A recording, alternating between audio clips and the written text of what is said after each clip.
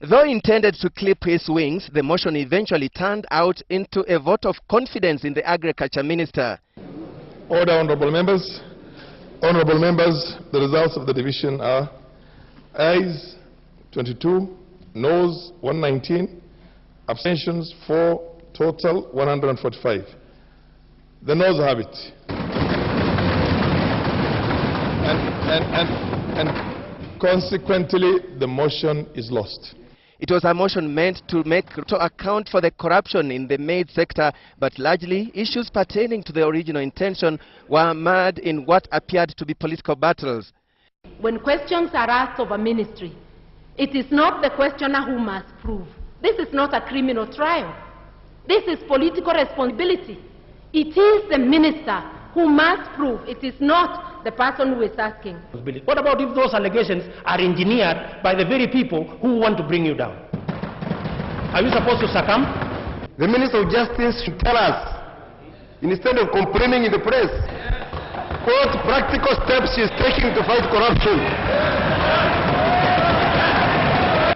Wrangles within the coalition government spilled onto the floor of the House in the full glare of cameras, with some reading succession schemes as opposed to war against corruption. Order, Honourable Kaitu. Yes, what's your point of order, Honourable? Mr. Speaker, is Honourable Kiraitu Murungi, who has been mentioned in the oil scam, in order to use me as a scapegoat while debating. We are unable to fight corruption because we have converted corruption into a brand political instrument for beating down opponents and destroying the careers of those who don't like. I have discharged my responsibility as a Minister for Agriculture to the best of my ability, in the best way possible. And Mr. Speaker, if there was reason for me to resign, I would not spend 1 day or 1 minute waiting. Bonnie Harare has not been able to contribute and table facts here before the House because he's being interrupted, Mr. Speaker. But those who supported the motion argued that those who opposed it were voting for corruption. And if he thinks he's competent, Mr. Speaker, where is the maize?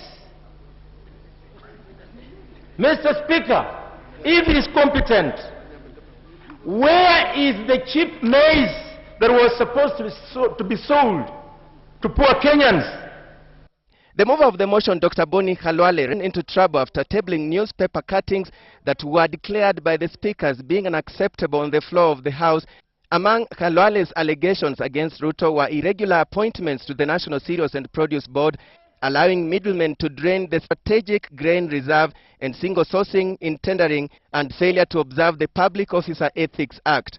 The thrust of the motion, corruption, appeared to get lost in the sea of political undertones that delivered the decisive vote against the motion. Alex Chamwada, Citizen TV.